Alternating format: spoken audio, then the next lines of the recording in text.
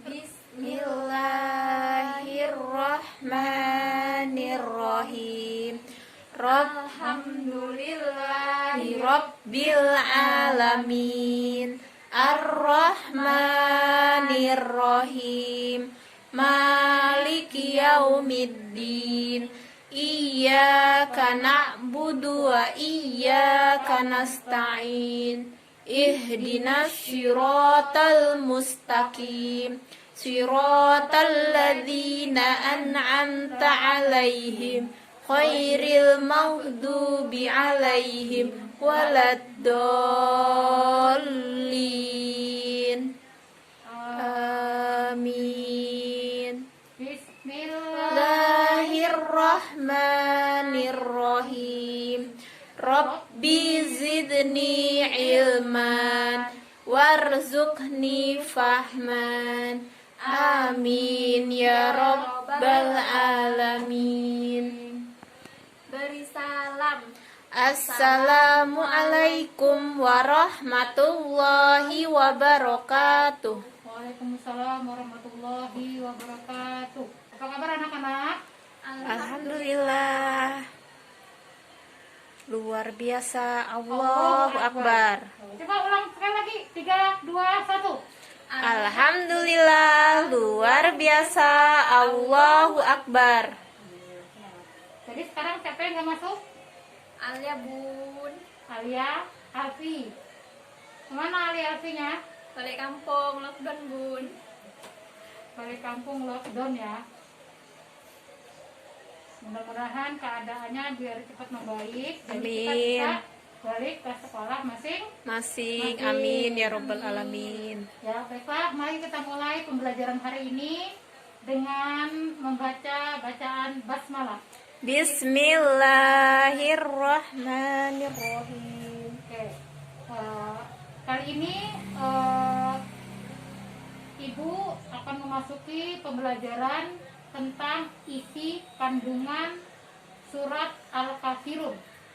Kalau kemarin kita membahas tentang bacaan surat Al-Kafirun, maka sekarang kita masuk ke dalam kompetensi isi kandungan surat Al-Kafirun. Oke, siapa yang tahu surat Al-Kafirun ada berapa ayat? Saya bu. Ada berapa 6 ayat? ayat. Ada 6 ayat. 6 ayat. Surat Al-Kafirun termasuk ke dalam surat Madaniyah atau Makkiyah? Makkiyah. Apa maksudnya Makkiyah? Karena surat tersebut turun di kota Mekah. Oke, karena diturunkan di kota Mekah. dengan berapa ayat tadi? 6. 6 ayat. Ayo, kita baca bareng-bareng Al-Kafirunnya. Nanti bareng-bareng juga terjemahannya, ya kan? Ya, dari auzubillah sama-sama. A'udzu billahi minasyaitonir rajim. Bismillahirrahmanirrahim. Qul ya Ayyuhal kafirun la a'budu ma ta'budun wala antum abiduna ma a'bud wala ana abidum ma abattum wala antum abiduna ma a'bud lakum dinukum waliyadin. Shadaqallahul azim. Siapa yang hafal arti dari Al-Kafirun ayat 1 sampai 6? Mila. Saya bu. Oke. Ayo coba Eli dibaca terjemahan surat Al-Kafirun ayat 1 sampai 6. Ayat 1. Katakanlah Muhammad, wahai orang-orang kafir. Ya. Ayat 2, aku tidak akan menyembah apa yang kamu sembah. Ayat 3, dan kamu bukan penyembah apa yang aku sembah. Ayat 4, dan aku tidak pernah menjadi penyembah apa yang kamu sembah. Kelima, dan kamu tidak pernah pula menjadi penyembah apa yang aku sembah. Keenam, untukmu agamamu dan untukku agamaku. Oke. Itu terjemahannya. Sekarang kita bahas isi kandungan dari ayat tersebut, ya kan? Siapa yang pernah dengar asbabul nuzulnya? Kenapa sih surat Al-Kafirun ini diturunkan? Siapa yang Nggak tahu, Bu. Jadi latar belakang turunnya surat Al-Kafirun itu ada satu kejadian di mana dulu Nabi Muhammad SAW ditawarkan oleh orang-orang Quraisy, ditawarkan menjadi orang terkaya di kota Mekah. Lalu ditawarkan dengan wanita-wanita cantik. Jadi sudah ditawarkan menjadi orang terkaya di kota Mekah, nanti dia diberikan wanita-wanita cantik, terus diberikan harta yang berlimpah, mencukupi seluruh kebutuhan hidupnya. Nah, cuman orang Quraisy ini kasih syarat sama Nabi. Apa syaratnya? Satu, Nabi tidak boleh menjelek-jelekan Tuhan mereka. Tidak boleh menjelek-jelekan Tuhannya orang Kafir. Quraisy. Terus yang kedua, Nabi harus menyembah Tuhan mereka selama satu tahun. Nah, dari sana apakah Nabi mengiyakan ajakan mereka atau tidak? Tidak. Nah, kenapa tidak? Karena kata Nabi menjawabnya, tunggu, aku menunggu wahyu dari Allah, karena per ayat itu tidak turun Bersamaan. tidak turun semua langsung, tapi satu per satu. Nah, itu riwayat yang diriwayatkan oleh At-Tabrani. Jadi ada lebih dari satu riwayat yang menceritakan tentang asbabul nuzulnya, atau bagaimana sih turunnya surat Al-Kafirun itu, karena ada kejadian apa di sana. Pertama tadi, yang kedua tentang dari riwayat Ibnu Hatim. Di sana menceritakan bahwa orang Quraisy ini mengajak Nabi Muhammad untuk ikut mereka, ikut menyembah Tuhan mereka. Terus nanti mereka bergantian menyembah Allah. Itu mereka ngajak kayak gitu, bertukar, ya kan? Bertukar. Terus mengajak bersekutu.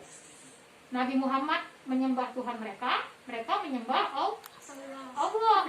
Terus, dan engkau yang akan menjadi pemimpin kami, kata orang-orang Quraisy. Nah, terus pun tidak dijawab sama Nabi Muhammad di situ. Di riwayat itu pun Nabi Muhammad tidak langsung menjawab. Dia tetap berkata di riwayat tersebut, aku menunggu wahyuku turun. Nah, jadi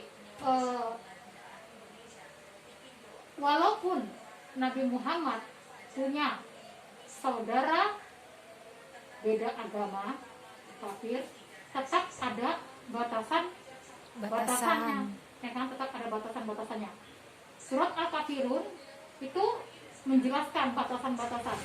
Nabi aja untuk menjawab ajakan mereka harus menunggu wahyu turun. Untuk menjawab ajakan-ajakan mereka, dia harus menunggu wahyu turun dari Allah, ya kan? Nah, kita yang sebagai umatnya bagaimana? Oke, apa jawaban dari Nabi Muhammad? Eli, tolong terjemahannya dibaca tadi.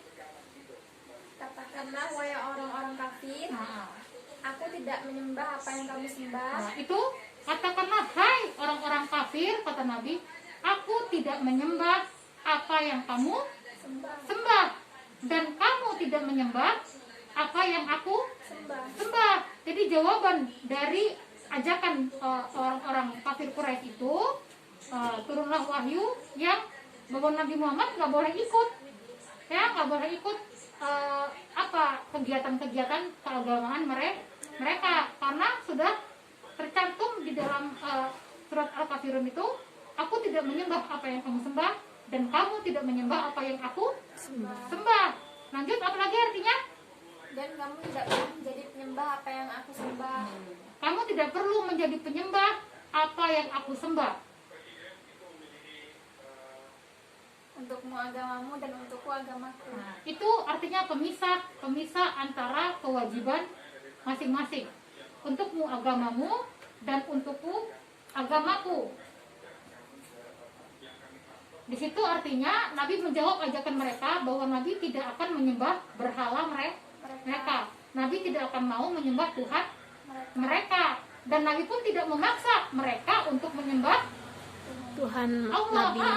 Karena apa? Karena di situ sudah tergaris dalam surat Al-Kafirun itu, kamu tidak menyembah apa yang aku sembah, gitu loh, ya kan?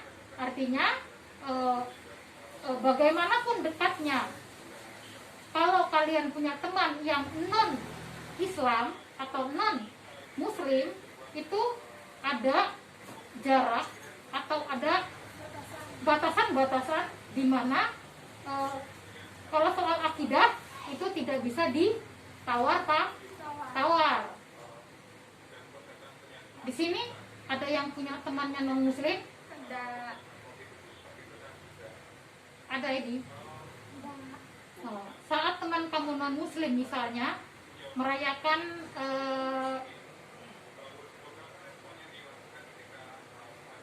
hari raya kebesarannya, hari raya besar dia, bagaimana sikapmu sama temanmu yang non Muslim itu? Itu enggak? Nggak pernah bun, nggak pernah ngucapin bun. Kenapa nggak pernah ngucapin? Karena kata guru ngaji saya, kalau kita ngucapin kayak gitu sama aja kita ngakuin bahwa Isa itu Tuhan kita. Jadi artinya selama berteman, walaupun mereka merayakan hari besar mereka, kamu nggak pernah ngucapin selamat Natal, selamat hari apa gitu. Iya. Apakah teman kamu tuh ngucapin nggak kalau kamu Lebaran atau Idul Adha selamat Idul Fitri gitu, selamat Idul Adha gitu? Nggak pernah ngucapin. Sama-sama nggak pernah ngucapin. Iya. Itu masuk ke dalam lakum dinukum Waliyadi. apa artinya? Untukmu agamamu dan untukku agamaku. Untukmu agamamu dan untukku agamaku. Jadi itu yang isi kandungannya adalah menceritakan atau menggambarkan bagaimana toleransi antara umat beragama. Di dalam surat Al-Kafirun ini menceritakan toleransi antara umat Islam dan non Islam, ya kan? Bagaimana sikap toleransi itu? Sikap toleransi itu yang ada batasannya, yang tidak menyangkut. Kita bisa berteman, tapi kalau akidah kita ada batasannya. Berteman nggak apa-apa, ya kan?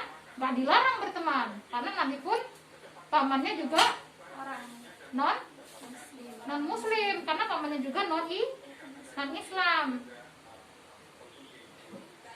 Kenapa di la'budu ma ta'budun itu diulang, ya kan? Ada berapa kali diulang itu? Lihat, 2 kali. Untuk apa? Untuk menegaskan Penangkasan. Karena Nabi Muhammad dan umatnya, katanya Nabi Muhammad dan umatnya tidak akan pernah menyembah apa yang mereka Sembah. Jadi isi kandungannya itu tauhid. Bahwa Allah itu loh, nggak ada lain selain Allah. Untuk penilaian kompetensi kali ini, Bunda minta satu anak mempresentasikan ke depan kelas, atau boleh di kursinya masing-masing, mengulang kembali apa isi kandungan surat Al-Kafirun, tapi bisa menurut bahasanya masing-masing. Apa yang Bunda jelaskan tadi, coba diulang lagi inti dari isi kandungan surat Al-Kafirun. Coba Eli, nggak apa-apa di tempatnya. Apa inti dari isi kandungan surat Al-Kafirun? Intinya tuh tentang toleransi antar agama. Terus Dan tentang kewajiban masing-masing. Dalam agama masing-masing kita tidak akan mengikuti agama yang mereka ajarkan. Terus 3 ditambah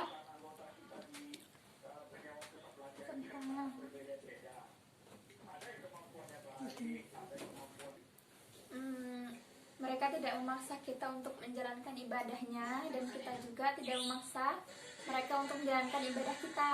Oke. Ibu nanti kasih tugas membuat kaligrafi surat Al-Kafirun dan terjemahannya, ya. Jadi dari 1 sampai 6 ayat boleh dipilih apakah mau ayat pertama atau mau ayat kedua, ayat ketiga, 4 sampai 6.